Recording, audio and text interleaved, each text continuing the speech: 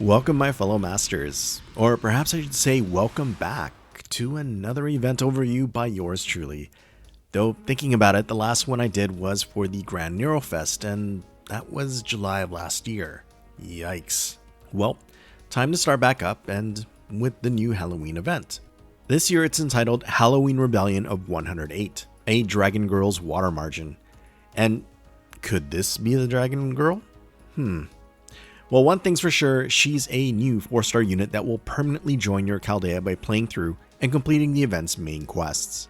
Unfortunately, the participation requirement for this event is a bit on the restrictive side, being the completion of Lost Belt 5 Olympus. The duration of Halloween Rebellion is about 3 weeks, however, so if you happen to need a bit more time to catch up on the main story, you could take the first week or two of the event run to do that. The final week of the event should be relatively ample time to at least clear the event main quests and farm up enough event currency to obtain this new welfare servant at NP5. I'll go into more details on her acquisition further into the video. During the first week of the event, a section of the main quest will be unlocked on a daily basis. Its prologue and first section will obviously be available from the start. Then Section 2 on October 11th, 2100 PDT, onwards to the final section and epilogue becoming available on October 16th. So as you start out, clear the section of the main quest available to you. This will unlock some free quests and open up some slots called Stars of Destiny, which is a unique feature to this event. You can access it by going to where you would find the event shop, and there will be a tab called Che to Mount Liang containing these Stars of Destiny slots. These slots effectively form job groups of various types.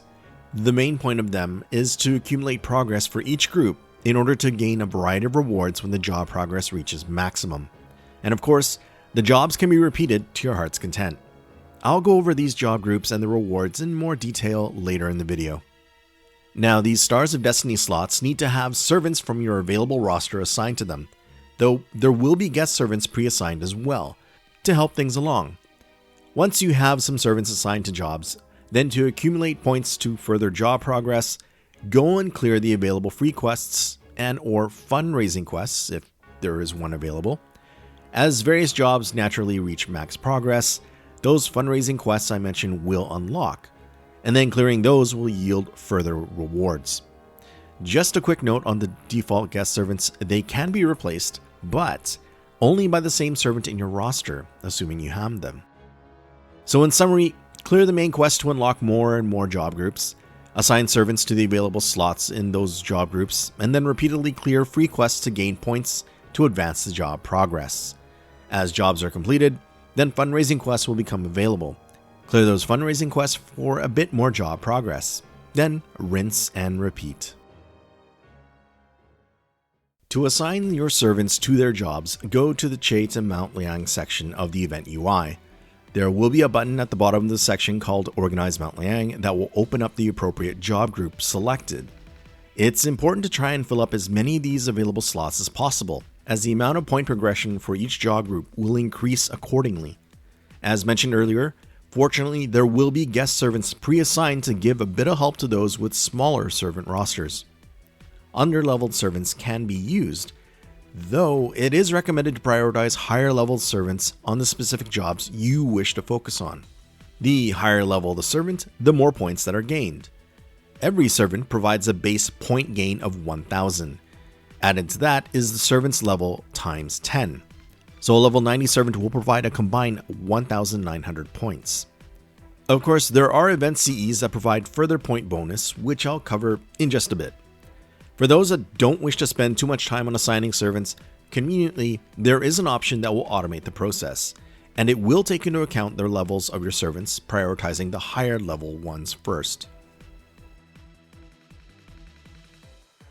To further boost the amount of points you can accumulate for the job groups, there are 3 different event CEs that can be equipped on your farming teams.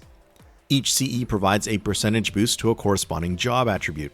So every job group will either be attributed to military affairs, government affairs, or domestic affairs, all easily identified by the respective red, blue, green colored icons and grouping.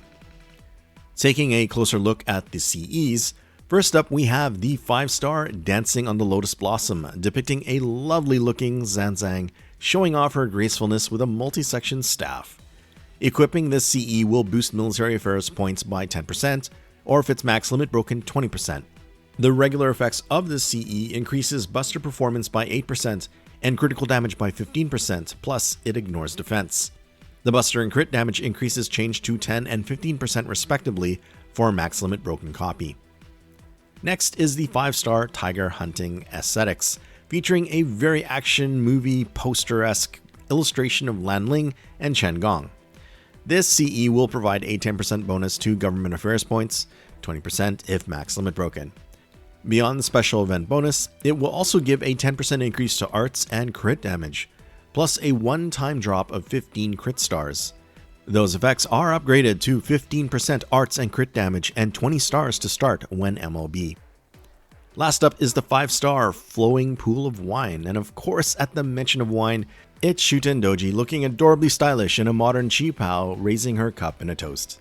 Like the others, the CE provides a 10% bonus, but this time to domestic affairs points. And if you have an MLB copy, the bonus becomes 20%. In terms of regular effects, it has a nice 30% starting NP charge, which becomes 50% if MLB, plus a 15% NP generation rate and a 5% NP damage buff. When max limit broken, those become 20% NP gen and 10% NP damage. 4 copies of each of these craft essences can be purchased from the event shop. Another copy of each can be obtained from clearing specific fundraising quests, so you are guaranteed to eventually obtain 5 copies needed for a max limit break. Additionally, there is also a slight chance for extra copies of the CE to drop from the free quests. Ultimately, if your account is relatively young, like a few months or so old, then I suspect these 3 5-star CEs at MLB can provide a bit of value even outside of this event. Naturally, there is an event bonus for a select number of servants as well, though the bonus pertains to damage and bond points. The brand new servants Assassin of Mount Liang, Rider Huang Fei Hu, and Pretender 9 Tattoo Dragon Eliza, who are introduced with this event, get a 100% bonus to damage and 50% boost to their bond points gained. A tier below that is Yang Qing, who will hit 70% harder and gain 30% more bond points. At the 50% bonus damage tier are the servants who I'm assuming feature in the event story in some way. And the last group with a damage bonus of 30% are either traditionally Halloween events related, like all of the Elizabeth Bathory variants, or just somehow related to this particular event. A bond point bonus of 20% is shared between these 2 final tiers. If you can take advantage of these event servants, either your own or through your friend's support, then clearing the event may go just a little bit smoother for you. The free 4-star servant from this event is the Pretender class 9 Tattoo Dragon Eliza. This newest and arguably cutest Ellie Chan variant is an area of effect buster unit and can be a welcomed addition if you currently do not have a Pretender in your servant roster. 9 Tattoo Dragon Eliza can provide an interesting range of party-wide buffs with her first skill, a general increase to the party's attack, along with buffs to crit damage or MP damage or NP generation, depending on if the ally is of lawful, neutral, or chaotic alignment. It also increases Dragon Eliza's star absorption for a turn, plus grants her allies the Mount Liang traits, which is important for her second skill. Looking at her second skill's effect, there is an MP charge of up to 20% for her Mount Liang allies, including herself since Mount Liang is one of her native traits. In addition, it raises the max HP of those with said trait. But there is a bit of a demerit with a temporary lower debuff resistance. Lastly, Chibi Dragon Eliza can buff her quick and buster effectiveness by up to 30% each, along with a similar percentage increase to her critical strength. As for this Munchkin Ellie Chan's AoE buster MP, it also debuffs all enemies' defense. And there are 2 overcharge effects that activate first, a booster crit star generation and an NP damage increase, both for 1 turn. Do note that she lacks any sort of survivability option, so for higher difficulty battles this will have to be addressed in another way, either with an appropriate support unit, a particular mystic code, a craft essence, or a combination of some sort. Very early into the event story, 9 Tattoo Dragon Eliza will join your party temporarily. Playing through and clearing the final section of the event main quest will make her a permanent addition to your Chaldea. One NP copy of Dragon Liz can be obtained from playing through the main quest, and the remaining 3 MP copies can all be purchased from the event shop. Similarly, one of her Ascension items is a reward from clearing a section of the main quest, and the rest obtained from the event shop. You can also purchase all of her servant coins from the event shop as well. And on the topic of Ascension, 9 Tattoo Dragon Liz will gain double the EXP from enhancements for the duration of this event.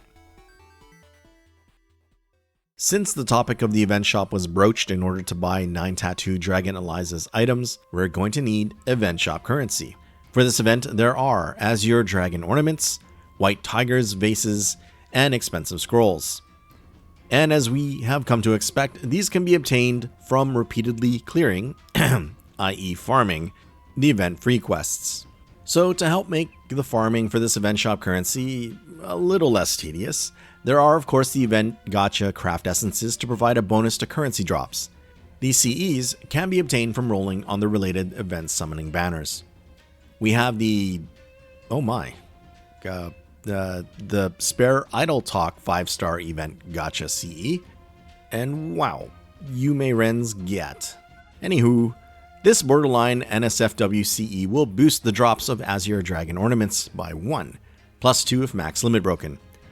Its regular effects include an NP charge per turn of 4%, increasing to 5% if MLB, plus an increase to NP damage and crit strength of 15%, or for an MLB copy, 20% each. Moving on to the 4-star CE, Lakeshore of Heavenly Nymphs features a more wholesome depiction of Boudica and Qin Lang Yu enjoying an autumn Halloween themed picnic of sorts. For this event, this CE will provide a +1 drop to White Tigers vases. It will also normally give the effect of 3 crit stars per turn or 4 if MLB, plus it overcharges an MP by 1 for a single time. Lastly, we have the 3-star CE Hoeing with Sword, featuring Mandricardo, Spartacus, and Fionn seemingly harvesting some pumpkins, no doubt for a pumpkin carving contest back at Chaldea. This is the CE to use for increasing expensive scroll drops, either by +1 or +2 if you have it max limit broken. Regular effects increase NP gen rate by 5 to 10%, and a per turn recovery of 50 to 100, depending on if you have an MLB copy or not. One free copy of this CE will be given as a reward for clearing Section 1 of the event main quest, not to mention an extremely slight chance of one showing up through the friend point gacha during the event. So if you have access to any of these CEs, either from rolling the gacha or through your friend's support, then farming up the necessary currency to purchase the shop items should go a little bit smoother. In terms of quantities needed to clear out the shop for those completionist types, then you will need 6,850 Azure Dragon ornaments to buy everything indicated here. And setting aside the event CEs and Dragon Ellie Chan items, some things of note are the Ascension/skill materials, 1 crystallized lore, 10 star fragments, 20 horns, 20 tear stones, and 30 ceremonial swords. For the White Tigers vase items, you will need 5,900 total in order to purchase all of this. Highlighting the Ascension skill mats are 20 Primordial Langanos, 20 Serpent Jewels, 20 Aurora Steel, and 30 Void Dust. And to buy all of the expensive scroll items, a total of 4,950 will be required. Among the notable items are 20 Forbidden Pages, 20 Horseshoes, 30 Spinal Fluid, and 30 Fool's Chain. With this event, 3 new command codes are introduced. The 5-star Knight of the Abyssal Sanctuary, which inflicts a curse that does 500 damage per turn for 3 turns, and a gain of 3 stars whenever the engraved card with this command code is used to attack. Azure Dragon's 9-section staff is the 4-star command code. It boosts the engraved card's star absorption by 50%, plus removes one of the most recent critical chance buffs from the enemy when used to attack. Rounding out the trio of command codes is the 5-star Shifusokun. It has 2 effects when the engraved card is used. It recovers 100 HP and increases buff removal resistance by 10% for a turn. All 3 of these command codes are rewards for clearing specific fundraising quests. Other rewards that I want to highlight are 1 Holy Grail for completing the event main quest line, pretty standard for an event. 5 crystallized lures, not including the 1 that can be bought from the event shop. Remember the old days when it would only be like 2 lures from new events? And I know with the Lotto event coming up in November, everyone is probably trying to save up apples. Well, from first clears of the event's free quests, another 3 silver and 6 golden apples will be gained. Revisiting the topic of the Mount Liang job groups, I wanted to go over what each job will reward. Then you can decide which ones to focus on and prioritize your highest level servants on those particular jobs. Upon clearing Section 1, there will be 5 job groups available. 2 of them are government affairs and will each provide 1 million QP every time their points progress reaches max value. There will be 1 military affairs job, rewarding 1 mystic gunpowder each time their points reach max value. And the last 2 are domestic affairs, one providing 3 5-star embers, and the other 1 divine wine whenever each hit their max point progress. After you clear Section 2 of the main quest, 5 more job groups open up. 4 of the 5 are military affairs, and the rewards are either 1 primordial lanugo, 1 seashell, 1 horseshoe, or 1 tear stone. The 5th job is of the domestic affairs variety, and it rewards 3 5-star embers each time the points progress hits max value. 4 groups become available once Section 3 of the main quest has been cleared. We have a government affairs type with a reward of 1 claw of chaos, a military affairs group that provides 1 arrowhead of malice, a domestic affairs that gives 3 5-star embers, and 1 more military affairs kind with a spirit root as a reward. Once the main quest 4th section has been cleared, 4 more groups become accessible. 1 million QP is the reward for this government affairs job, a giant's ring for each time this domestic affairs job is completed, another domestic affairs providing 1 forbidden page, and a military affairs giving a primordial lanugo every time its points are maxed. Then, with the completion of Section 5 of the main quest line, 2 final jobs open up. A military affairs type that provides 1 divine leyline spiritron, and a domestic affairs type which rewards 1 soundless bell. A quick breakdown of all 3 attribute types is as follows. 9 military affairs jobs that need a total of 55 slots filled with your servants, and that does take into account the guest servants. For government affairs, there are 4 jobs and 21 slots that need to be filled. Domestic affairs have 5 job groups and need 32 servants to fill the all available slots. So yeah, if you happen to have a servant roster on the smaller side, it might be difficult to fill up all of the job slots, which is why it may be necessary to focus your servants on certain jobs that you feel will benefit you the most. Remember, regardless of if you have the servants assigned to fill up the job slots or not, as you complete free quests, job progress points will be gained to some degree or another. And just because you reach the maximum points for a job doesn't mean it ends there. The count simply rolls over, and the points will continue to accumulate, over and over until you stop farming the free quests. Now, let's take a look at the event's free quests. At this early stage, you probably want to gather up enough of each event currency to purchase the available CEs from the event shop. So with that said, here's a quick look to see which ones to favor for a certain currency. Once you clear the first section of the main quest, there will be 3 free quests available to farm, which is fairly standard for an event. The first of the 3, titled Mount Liang Vicinity Safety Survey, or something to that effect, is an all-caster node with the usual 3-wave, 3 enemy per wave format. 2 shop currencies drop here, with the majority being expensive scrolls. The second of the initial 3 I'll just refer to as Capturing the Rampaging Horse. It's an all-rider node of 3 waves of 3. In the early period, this free quest can be farmed for White Tiger's Vases. The third of the Section 1 free quests is the Ruffian Subjugation Request. We have a node comprised of all Berserkers this time, and this is the one to farm for Azure Dragon ornaments prior to Section 3 of the main quest unlocking. After Section 2 has been cleared, then you will have access to a free quest called Resolving a Racket. It has a standard 3-wave format of all sabers. If you still need more expensive scrolls to buy the shop CEs, then move on to farm this one for them, at least until Section 4 unlocks. Post Section 3 of the event main quest, 2 more free quests open up. Reclaim Lakeshore Route, a node comprised of assassins in 3 waves. And if there are still some shop CEs requiring White Tiger's vases, this is a node to farm at this point in the event. And if you still need more Azure Dragon ornaments, then the Marine Rights Tournament node, with its all Lancer format, is what to focus on, at least until Section 6. The All Archer node, Suppress Dangerous Organisms, becomes available after Section 4 is cleared. This will be the best place for expensive scroll drops among all the free quests. Once you finish Section 5, another All-Caster node opens up, Restrain Corrupt Merchants, and it has the best drops of White Tiger's vases among the free quests.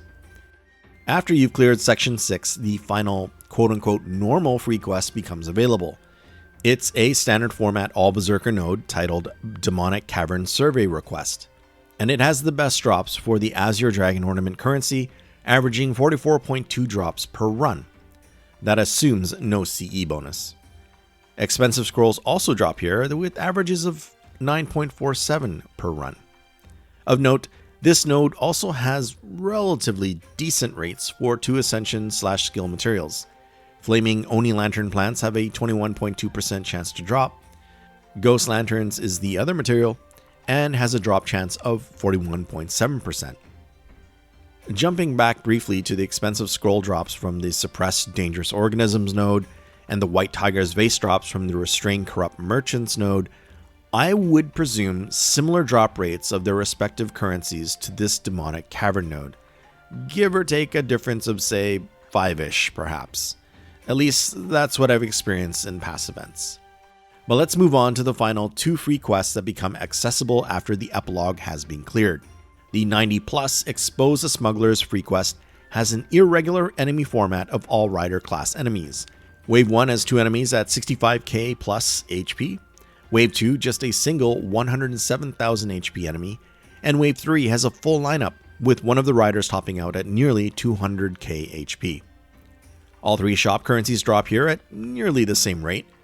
Expect averages of 27.05 Azure Dragon ornaments, 27.03 for White Tiger vases, and 26.95 for expensive scrolls.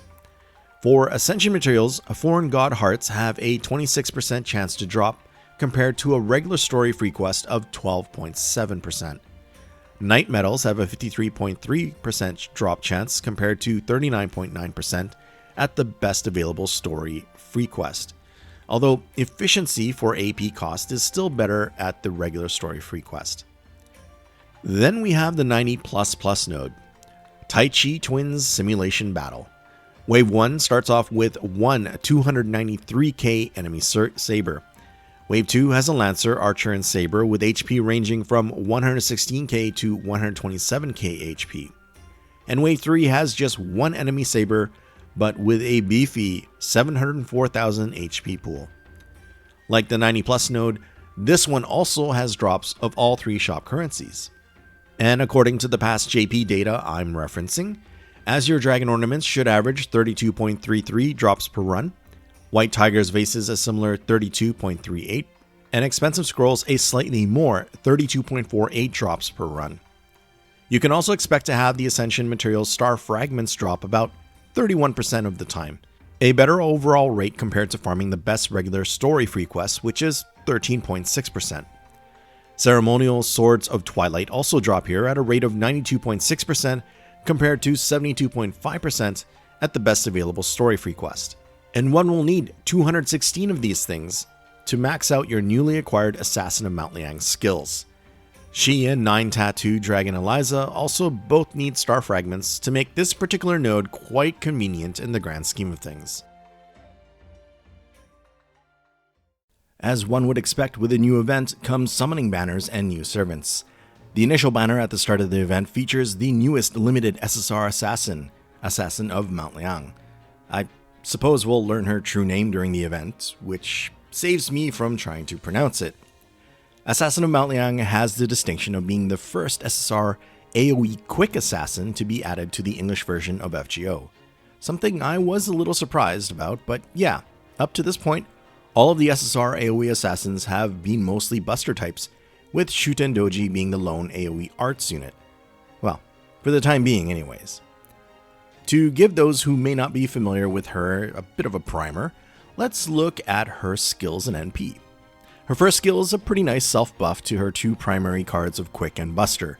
The Quick and Buster effectiveness are both increased from 20 to 30%, depending on skill level, and both for 3 turns. Not only that, but there are also secondary effects. A buff on attack effect when using her Quick cards that gives a 20% boost to her crit star generation. And when using her Buster cards while this buff is active, her crit damage is increased by 20%. Both of these on attack buffs activate first and last for 3 turns. Assassin of Mount Liang's second skill synergizes quite nicely with her first. She gains an Ignore Invincibility buff for 3 turns, an attack boost ranging from 20 to 30%, also for 3 turns, and a 1-turn critical star absorption of 500% at max skill level. And lastly, her third skill provides some survivability in the form of an evasion effect that lasts for 2 hits, 3 turns. I like that her evasion is hit-based and at least protects against 2 hits, since this third skill also gives her an NP charge of up to 30%, so it's nice that you don't necessarily have to choose between the 2 effects as opposed to wanting the NP charge at the cost of losing an evasion at a time you don't actually need it. And to ensure a boss gimmick doesn't remove her evasion, or other buffs for that matter, this skill also increases her resistance to buff removal by 100% at max level.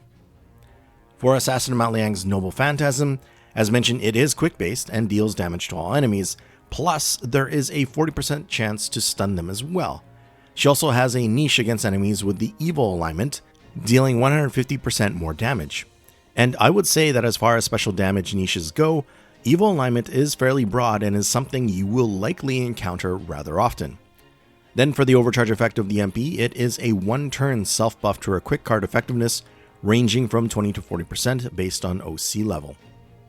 All in all, I think Assassin of Mount Liang has a nice cohesive skill set that offers a couple of things you could want for higher difficulty quests, like a 3-turn Ignore Invincibility and buff removal resistance. Add in an NP that covers a fairly common niche, and I think she could be quite a solid addition to one's Chaldea if you are looking to add an SSR AoE assassin. Though, in just a few months, there will be another compelling AoE assassin introduced to the game, so you may want to wait until Lost Belt 7's banners if you prefer an art servant. Fortunately, we know that Assassin of Mount Liang will have at least 2 raid ups in the future, July-ish 2025 and January 2026.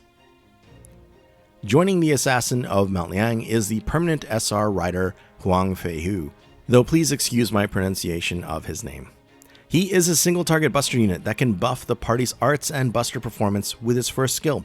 Both buffs last for 3 turns and range from 10 to 20% in effectiveness. His first skill also grants him an interesting status that changes his alignment from chaotic to lawful, which comes into play with his second skill. Huang's skill 2 provides a few effects: an NP charge per turn of up to 20% that lasts for 3 turns, a 1-time 3-turn guts, and depending on what his alignment is at that moment, either a buff to his critical damage or his NP generation rate, either lasting for 3 turns. His third skill will increase his attack and critical damage up to 30%, and he gains up to 10 crit stars per turn, with all 3 effects lasting for 3 turns. Huang Feihu's single target Buster MP does not have any additional effects outside of the overcharge, but with the overcharge, he gains a 10 to 20% buff to all 3 card types, which activates first, and all lasts for 3 turns. In general, I like that Huang has a bit of utility with his arts and buster party-wide buff, and that his NP has the potential to get stronger with rapidly repeated uses from the 3-turn OC effects. Though, unless he is a husbando to you, I would not necessarily roll on this banner strictly targeting him. Besides, Huang will be permanently added to the summoning pool once the Halloween Rebellion event is over, so there will be a chance to get him down the road through a spook if you are skipping this banner. He will also be on raid up again in July, give or take, of 2025. And that brings to a close my first event overview in quite a long time. Hopefully there was something in here that was of help. I've always enjoyed the various Halloween events over the years, and it will be nice to finally find out what's happening here, since I did play through this event on JP but skipped all the cutscenes since I don't read Japanese. Yet. At any rate, if you enjoy this content to one degree or another, then I would really appreciate it if you could hit that like button. It goes a long way to support the channel. Thank you for watching, and please have fun with the event.